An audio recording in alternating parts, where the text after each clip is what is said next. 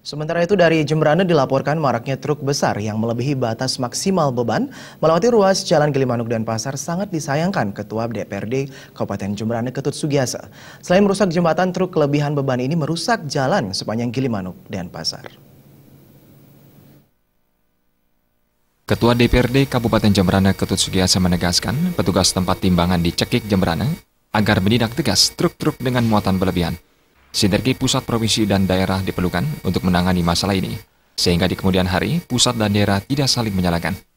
Salah satu jalan keluar yang dibuat pemerintah Jemberana adalah membangun terminal kargo sebelum tempat timbangan Cekik pada tahun 2016 ini, sehingga pada tahun 2017 nanti dapat segera difungsikan. Selain itu, faktor ketegasan dari petugas di timbangan Cekik harus diterapkan. Jika terdapat truk yang melebihi beban melewati ruas jalan, wajib ditindak dengan dibongkar atau tidak diberikan akses untuk melanjutkan perjalanan. Ini butuh ketegasan dari pemimpin juga, baik itu gubernur, baik itu dari daerah, jadi tegas. Kalau memang kekuatan jalan kita ini tidak sampai 30 ton, kenapa kita berikan lewat?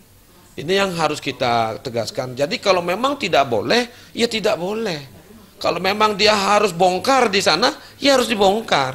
Jangan nanti siangnya kita temukan seperti itu, dia nunggu malam, dia lewat. Nah ini artinya mental-mental ini yang harus kita hilangkan. Adi Setiawan, Wali TV.